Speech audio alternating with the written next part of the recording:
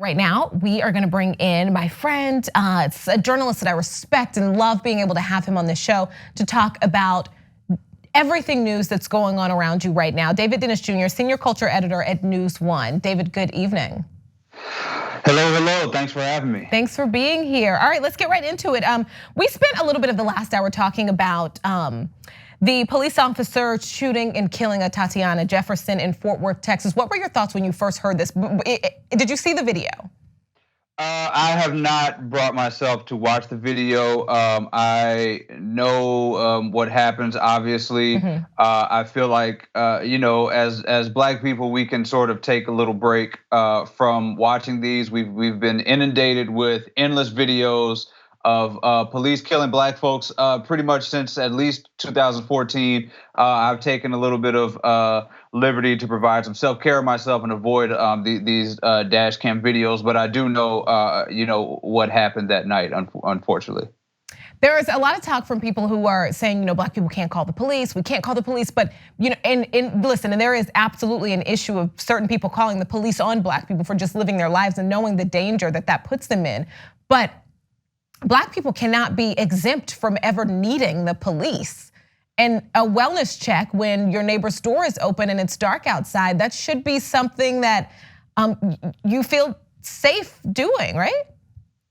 Yeah, I mean, wellness checks are, essential and a lot of times the only way to legally check in on people that you're concerned about. I mean, that is supposedly a way to find, if you can't find anybody, if you need help contacting somebody. I mean, wellness checks have been effective, especially when we watched the documentary on the R. Kelly situation. Wellness checks were used a lot to sort of track down these women. But I think that the issue here is not really, what Black people need to do, especially in terms of dealing with police, is really fundamentally changing what police and police officers and police unions, what they do. Right now, it's very hard to say that there is a net good that police do to society, especially for Black folks. We look at the fact that police are, such a leading killer amongst Black people of the past year, and the fact that you cannot be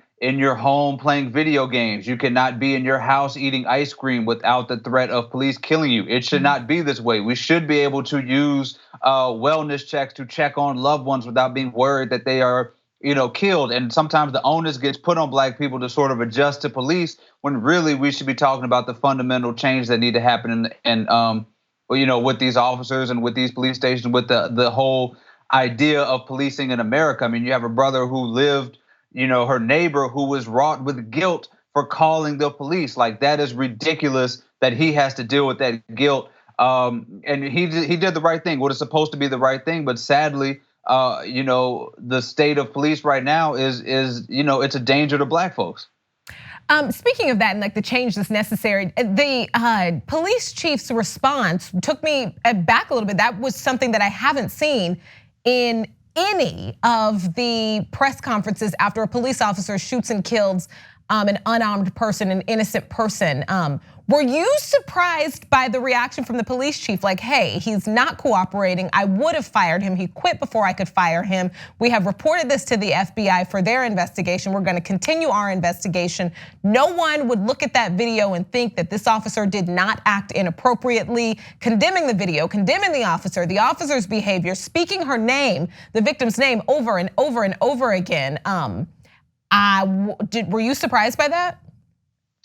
I was a little surprised by how forward the police chief was and passionate he was about bringing justice to this woman. The problem here is not necessarily police chiefs. It's really their hands. Sometimes, even if they feel this way, their hands are tied a lot by these police union contracts that are defending the officers who are doing this. So while it is great that there is a passion from this particular police chief to bring justice here, there is a long way to go before we actually see this officer really face any consequences for his crimes. I mean, right. he's stepped down. We saw with Amber Geiger in Dallas. We saw how difficult it is to sort of see justice prevail here. And was a good first step, but I mean there should be an arrest at least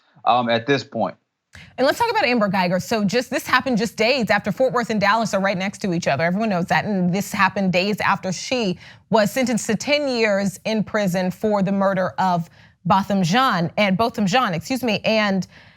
judge in that case has been taking a lot of heat because after the trial ended, the judge hugged her, spoke to her a little bit and gave her a Bible. And in a video, in an interview on Tamron Hall's new show, shout out to Tamron Hall, the judge was defending herself, saying that it wasn't inappropriate, that it was a Christian thing, that she couldn't tell this woman that her life still had meaning. She couldn't not give her the Bible, that her judgment should not come into question here because the trial was over. What were your thoughts? Okay, so this is a complicated issue. I would first posit a question to the judge and ask the judge if there's video of her hugging any black people and giving black people Bibles that she's put away in jail. That'd be the first question I ask, and I don't know if anybody's necessarily asked that question to her yet. The Amber Geiger trial is complicated because Amber Geiger, justice really in a vacuum worked in that case. We had somebody who Botham Jean was, there was a jury of his peers. You had a black DA, you had a black judge, you have a black mayor in that city. You have somebody who committed a crime and somebody who's going to jail for that crime for 10 years and given the chance to rehabilitate herself, and was treated with decency and love and respect and all these good wholesome Christian values. And there's a belief that she will come out and there will be some sort of, like I said, retribution for this. But that is how the justice system should work. That is how an A+ system in America, that is the ideal vision of justice in America, right? Yes, wait, David, I want to interrupt you there really quick because we do have some breaking news. It appears that Officer Aaron Dean has been arrested and it looks like charged with murder for killing ATATIANA Jefferson in Fort Worth. Sorry to interrupt you there. Okay, yeah, wow, okay. Okay, so quickly, and then I guess we'll get back to that. But the problem with the Amber Geiger situation is that while justice was served for her, justice is not served for the hundreds of thousands of black people who go to jail and are arrested and go to jail for things like marijuana possession or breaking and entry or things that are nonviolent offenses. They face life in jail and the judge does not hug them and they are not given a chance to rehabilitate themselves. The problem is that this does not go around to everybody else. That's where the injustice falls. And as I mentioned in an article in News One, I don't want Amber Geiger to be treated like black people. I want black people to be treated like Amber Geiger. I want everybody to get this sort of justice that she received. And then we're looking at a criminal justice system that is totally different than the one we see now. Absolutely. Absolutely. Thoughts on Aaron Dean's arrest? That was fast. Yeah, that was fast. We're looking at a situation in which we could possibly, things are moving faster than usual. I will caution people to think that this is the end of the road. The DA that's dealing with this case is also somebody who put a woman away from jail for a long time, I believe, for I forgot the nonviolent. Oh yes, the voting.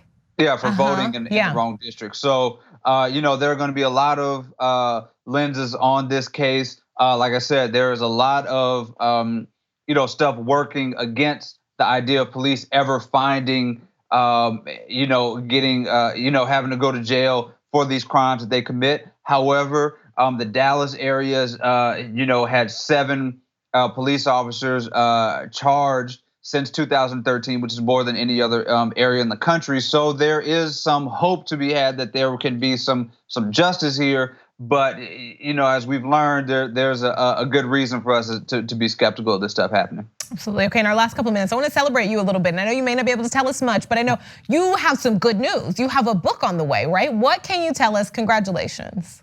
Oh, well, thank you. I do have a book on the way. I will be freaking out for the next couple years or so while writing this book. I'll be cranky. But I'm excited. It's coming out on Harper Books, and it is a book about my dad, in his time in the civil rights movement. It is a intergenerational conversation between myself and him as I guess activists and people who are trying to affect change. So I'm really, really excited about it. I'm really hopeful that the world accepts this and loves this as I have loved this work and continue to work on it. And thank you for reminding me that I have deadlines and and not a lot of sleep ahead of me. But I'm excited for it. I'm excited for everybody to read it. And we'll be on here talking about it. Yes, we will. And I'm excited to read it too. So get to those deadlines, right? Right. We want to see this happen. All right, David, thanks so much for being here. All right, thank you. The TYT Plus app is now available on iOS and Android. Download to get more TYT content at tyt.com/app.